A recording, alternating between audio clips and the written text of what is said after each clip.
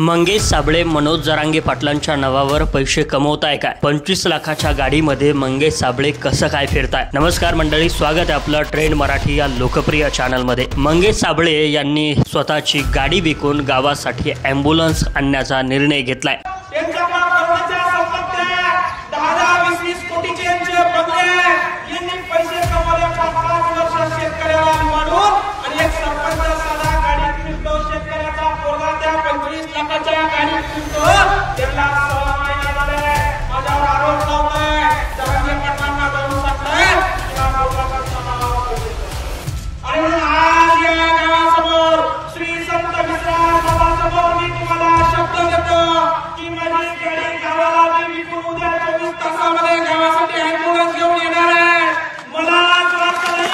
या सगळ्या गोष्टी कशामुळे घडल्यात सविस्तर पाहण्याचा प्रयत्न करूया। नमस्कार, मी मंगेश साबळे बोलतोय। हे वाक्य ऐकलं की बऱ्याच लोकांना हे वाक्य ओळखीचं वाटायला लागतं। खरं तर मंगेश साबळे यांचा मराठा आरक्षणाशी संबंध येतो ते थेट स्वतःची गाडी पेटवून त्यांनी निषेध केला तेव्हापासून, म्हणजे तेव्हापासून थेट त्यांनी मराठा आरक्षणाच्या लढ्यात उडी घेतल्याचं पाहायला मिळतंय। आणि मराठा तरुणांना मंगेश साबळेंचं हे कृत्य आवडलं आणि त्यांनी तो व्हिडिओ भरभर वाऱ्यासारखा सोशल मीडियावरती फिरवला। स्वतःची गाडी पेटवून एक गावचा सरपंच सरकारचा निषेध करतो ही गोष्ट मराठा तरुणांच्या मनाला लागली आणि म्हणूनच हा व्हिडिओ वाऱ्यासारखा सोशल मीडियावरती व्हायरल झाला। तेव्हापासून मंगेश साबळे महाराष्ट्रभर हे नाव पोहोचलं। त्या अगोदर सुद्धा मंगेश साबळे यांची वेगवेगळे आंदोलन चालू होते। त्याच्या अगोदरचा एक व्हिडिओ सोशल मीडियावरती चर्चेत होता, ते म्हणजे मंगेश साबळे एका सरकारी कार्यालयात जाऊन नोटांची माळ गळ्यामध्ये घालून पैसे उधळत असतानाचं एक आंदोलन त्यांचं सोशल मीडियावरती हिट ठरलं। आणि त्या आंदोलनामध्ये एक व्यक्ती कोणीतरी पैशाची माळ घालून हा ते पैसे उधळतोय अशा पद्धतीचं लोकांना कळालं। हा व्हिडिओ महाराष्ट्रभर पोहोचला, परंतु त्या व्हिडिओ मधल्या